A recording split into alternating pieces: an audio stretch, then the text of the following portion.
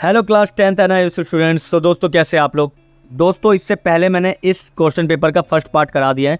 अगर आपने previous video नहीं देखी है तो पहले जाकर वो देख लीजिएगा, फिर आपको ये ज़्यादा बेहतर समझ में आएगा, ठीक है। और अगर आपने हमारा इंस्टाग्राम आईडी को अगर फॉलो नहीं कर रखा तो वहाँ पे जाकर कर लीजिएगा। इससे क्या होगा, इससे मैं आपसे लाइव इंटरेक्ट करके आपके डाउट सॉल्व कर दूंगा, ठीक है। कई बच्चों के बहुत सारे डाउट होते हैं तो वहाँ लाइव इंटरेक्शन में करते हुए बेहतर भी लगता है मुझे, ठीक है। और दूसरी बात, अगर आपको नोट्स चाहिए या फिर ये क्वेश्चन पेपर चाहिए तो आप टेलीग्राम ग्रुप को ज्वाइन करके भी ले सकते हैं, ठीक है। और किसी भी तरह का कोई भी प्रॉब्लम है, समस्या है, डाउट है तो आप कमेंट बॉक्स में पूछ सकते हैं। और बिना क्वेश्चन पेपर के बैठना नहीं, क्योंकि समझ में नहीं आएगा आपको कि मैं करा क्या रहा हूँ, ठीक है। क्वेश्चन पेपर सामने होगा तो तुरंत आंसर आप लिख सकते हैं, ठीक है। तो 7 क्वेश्चन तक मैं ऑलरेडी पहले करा चुका हूँ। सो आज हम 8th क्वेश्चन से शुरू करते हैं। और 8th क्वेश्चन में फर्स्ट क्वेश्चन है हमारे सामने, फोटो के नीचे छपी सूचना को अखबार की भाषा में डैश कहते हैं। यानी जो फोटो है ना, उसके नीचे जो छपी हुई सूचना है ना, उसे अखबार की भाषा में क्या कहते हैं। ऑप्शन है इंट्रो, सब हेडिंग, कैप्शन या समाचार स्रोत।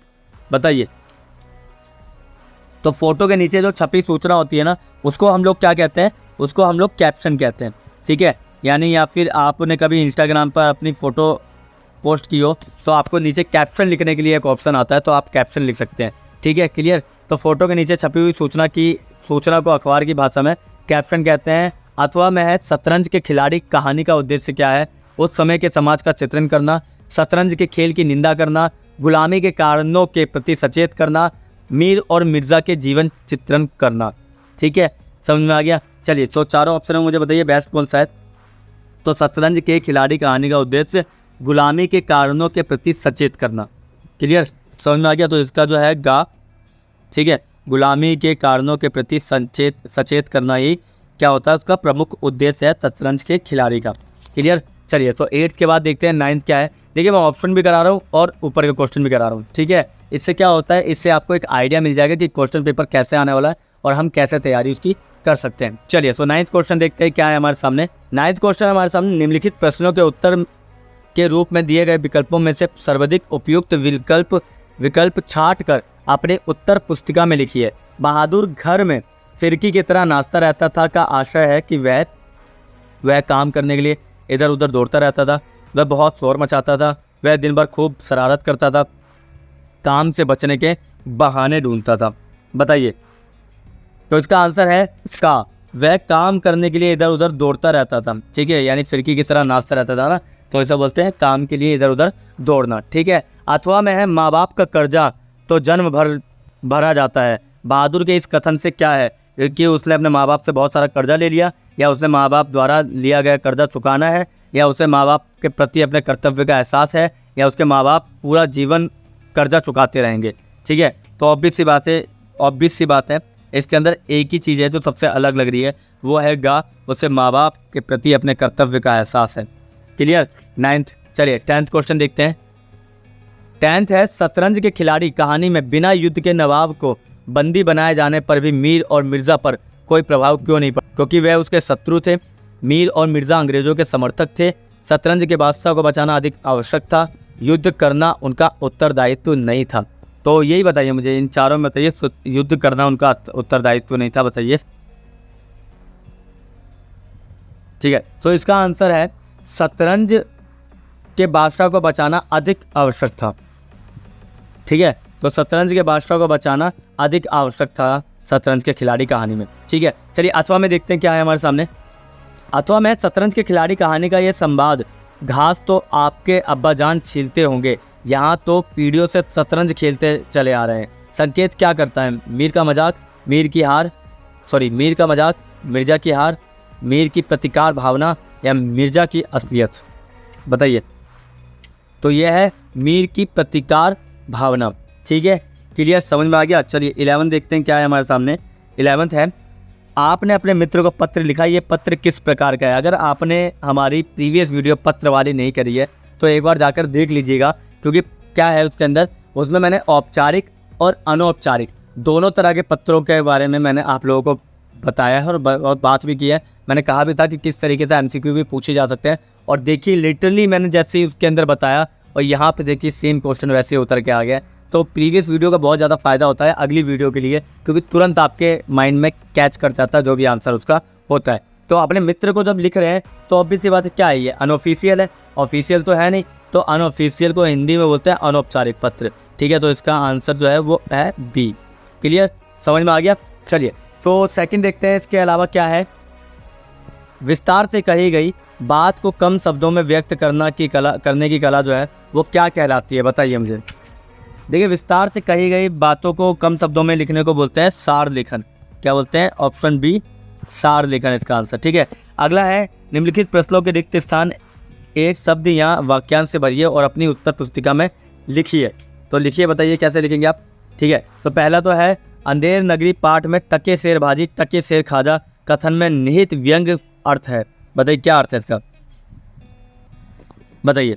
तो इसका जो आंसर है ना, इसका आंसर है हमारे सामने कि यहाँ पर ना किसी भी तरह के गुण या मूल्यों की ना कद्र नहीं है, या मूल्यों की ना कद्र देखने को हमें नहीं मिलती है। ठीक है, मूल्यों की कद्र नहीं है।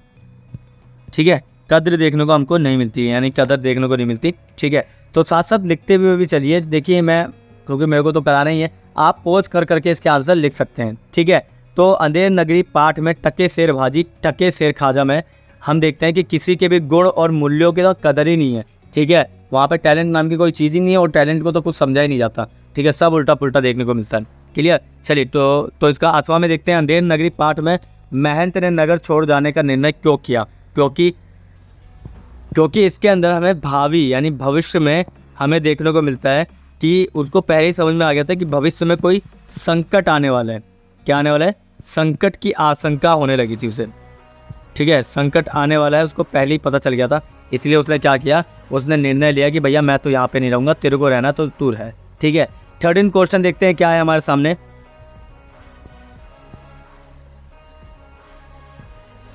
13 क्वेश्चन है, समाचार स्रोत में यह शामिल नहीं होता कि, क्या नहीं शामिल होता बताइए।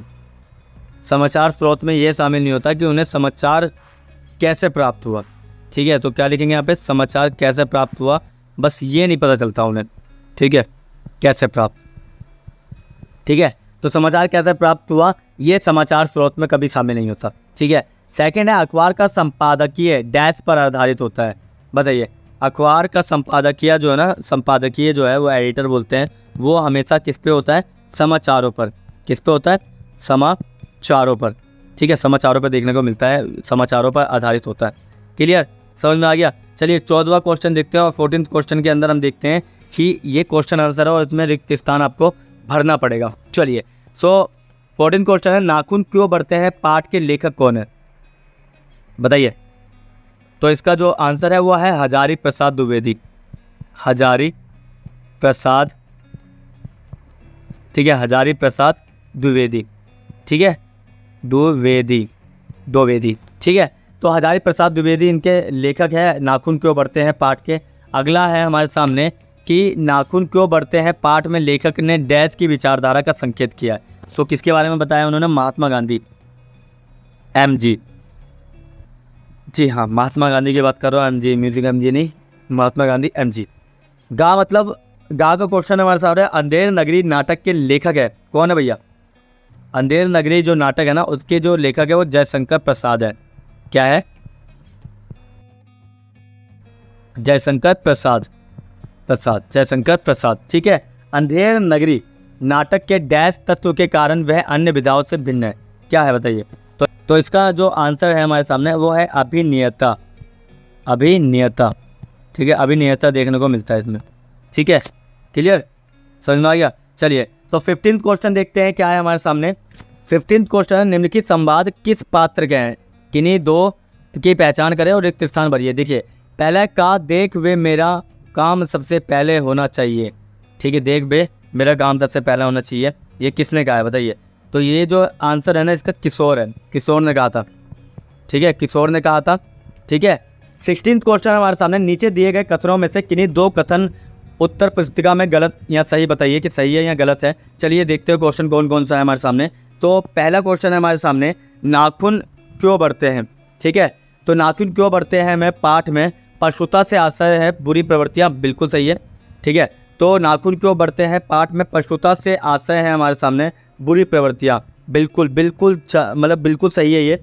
ठीक है, इसके बाद हम देखते हैं, बिल्कुल सही है। ठीक है। उसके बाद विज्ञापन का उद्देश्य भाषा शिक्षण नहीं होता है, उसको दिखाना होता है, उसकी जो वो है ना प्योरिटी वो दिखानी होती है, तो ये गलत है, ठीक है। और थर्ड भी देख ही लेते हैं, व्यापार जगत में समाचारों की भाषा में बनावटी शब्द का प्रयोग नहीं होना चाहिए, मगर यहाँ पे लिखा है होना चाहिए, तो ये आंसर भी गलत होगा। क्लियर। और बहादुर चोरी के झूठे आरोप के कारण घर से भाग जाता है, बिल्कुल सही, बिल्कुल सही। अगर आपने चैप्टर पढ़ा होगा तो पता चला होगा, ये बिल्कुल सही है, ठीक है। तो पहले का सही, दूसरे का गलत, तीसरे का गलत और चौथे का सही, ठीक है। क्लियर। चलिए तो 17th क्वेश्चन देखते हैं क्या है हमारे सामने। 17th क्वेश्चन है, डैश की मदद से सुखी राजकुमार नगर के लोगों के दुख दूर करता है और डैश का संदेश देता है। तो ऑप्शन है मैना, आत्मविश्लेषण, बया, परिश्रम, गौरैया, निस्वार्थ प्रेम या कोयल, शांति। बताइए मुझे इसका आंसर। तो इसके अंदर जो आंसर है ना, वो अगर आपने चैप्टर पढ़ा हो ना तो आपको पता चल गया होगा कि गौरैया निस्वार्थ प्रेम के साथ मानी जाती है, और यही है कि गौरैया की मदद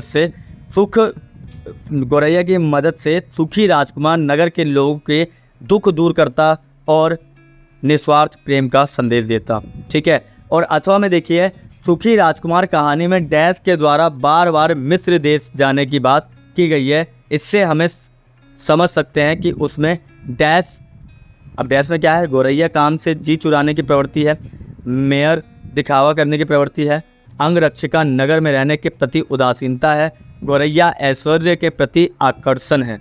बताइए। तो जस्ट हमने ऊपर बात की थी गौरैया, तो ऑब्वियस सी बात है, देखिए जब बात ही सुखी राजकुमार की हो रही है दोनों तरफ, तो इसके अंदर एक ही पंछी बार बार देखने को मिलेगा, यानी कि गौरैया काम से जी चुराने की प्रवृत्ति कर रही है। क्लियर, समझ में आ गया 17 क्वेश्चन। चलिए आगे देखते हैं। चलिए तो 18 क्वेश्चन है, नीचे दिए गए पाठों और पात्रों के 2 सही युग्म चुनिए और अपनी उत्तर पुस्तिका में लिखिए, ठीक है। ये तो 2 की बात कर रहा हूँ, मगर मैं आप लोगों को सारे बता दूंगा, ठीक है। और अभी जस्ट हमने ऊपर जब चैप्टर पढ़ा है, मतलब ऊपर हमने जो क्वेश्चन पेपर पढ़ा है ना, हम उसके एनालाइज से पढ़ते हैं, हम देखते देखिए ना। मैंने मान लिया कि मैंने एक भी चैप्टर नहीं किया, आप ही मान लीजिए आपने एक भी चैप्टर नहीं किया, मगर जितना क्वेश्चन पेपर हमने 15-18 क्वेश्चन कर दिए, 18 क्वेश्चन तक में हम देखते हैं क्या हमारा माइंड काम कर रहा है कि हमने सुना है उसके बारे में नहीं सुना है। तो देखिए सबसे पहला है बहादुर, ठीक है। और हमने ऊपर पढ़ा था कि बहादुर के चैप्टर में इन चारों में से एक आता है, पता ही क्या आता है। तो हमने पढ़ा था कि बहादुर चैप्टर में हमें किशोर के बारे में जानने को मिलता है, ठीक है। फिर हमने अभी ऊपर बात की थी सुखी राजकुमार, और सुखी राजकुमार में हमने क्या देखा था, गौरैया, ठीक है। गौरैया देखिए, सुखी राजकुमार में गौरैया, तो 2 तो आप कैसे सही हो गए। फिर भी हमने एक और चीज़ देखी थी, बताइए कैसे, बताइए हमने क्या देखा था। एक चीज़ और देखी थी हमने, शतरंज के खिलाड़ी में हमने मिर्ज़ा के बारे में पढ़ा था, याद आया, ठीक है। तो शतरंज के खिलाड़ी में मिर्ज़ा के बारे में पढ़ा था। अब रह क्या गया, एक अंधेर नगरी और ऊपर गोवर्धन दास, और गोवर्धन दास तो हम सबको पता है कौन है, वो चेला, तो ये रहा लो गोवर्धन दास। क्लियर। तो कितना इजी है ना, मैं क्या कह रहा हूँ आप लोगों को, अगर आप ये क्वेश्चन पेपर सॉल्व करके भी जा रहे हो जो अभी मैं करा रहा हूँ आप लोगों को, तो भी आप बेस्ट कर रहे हैं, ठीक है। तो भी आप इतना करके आ जाएंगे कि आप भी अनएक्सपेक्टेड पेपर करके आएंगे, और आपको बहुत खुशी होगी कि भैया हमने तैयारी तो इतनी अच्छी नहीं की थी जितना अच्छा हमारा पेपर चला गया, ठीक है। तो इसलिए हम बोलते हैं कि प्रीवियस ईयर क्वेश्चन जितने ज़्यादा सॉल्व करना जानते हैं ना आप लोग, उतना ज़्यादा आप मेहनत कर सकते हैं और उतना ज़्यादा आप मार्क्स ला सकते हैं। क्लियर, समझ में आ गया। तो आज भी हम वीडियो 18 क्वेश्चन पे छोड़ रहे हैं, कल की वीडियो हम 19 क्वेश्चन से आगे बढ़ाएंगे, ठीक है। और अगर आपने चैनल को सब्सक्राइब नहीं किया और अगर प्रीवियस वीडियो नहीं देखी है तो दोनों काम साथ साथ कर लीजिए, ठीक है। और प्रीवियस वीडियो को देखना बहुत ज़रूरी है, क्योंकि वहाँ से इस चैप्टर के और इस क्वेश्चन पेपर की शुरुआत हुई है, ठीक है। और अगले में भी आप बने रहें। और मैं आपको एक और चीज़ बता दूँ कि हमारी वीडियो लाइव आती है, और लाइव 3 टाइम पे आती है, एक 10 बजे, 2 बजे और शाम को 6 बजे, ठीक है। तो आप देख लीजिएगा 10 बजे, 2 बजे और 6 बजे ना लाइव देखा करें, ठीक है। लाइव देखेंगे तो हमें भी अच्छा लगेगा, क्योंकि हम भी इंटरेक्ट करते हैं उस समय, ठीक है। तो आप भी इंटरेक्ट चैट बॉक्स में कर सकते हैं, आप पूछ सकते हैं कि भैया क्या होना चाहिए, क्या नहीं होना चाहिए, आंसर कैसे होना चाहिए, ठीक है। आप जितना इंटरेक्ट करेंगे ना उतना ज़्यादा हमको पसंद आएगा, ठीक है। सो मिलते हैं नेक्स्ट वीडियो में। अगर आपने हमारा इंस्टा आईडी और टेलीग्राम ग्रुप ज्वाइन नहीं किया तो जाकर जरूर करिएगा, और अपने दोस्तों को ज़्यादा से ज़्यादा शेयर करिएगा। तो मिलते हैं किसी और वीडियो में, तब तक के लिए थैंक यू और हाँ धन्यवाद।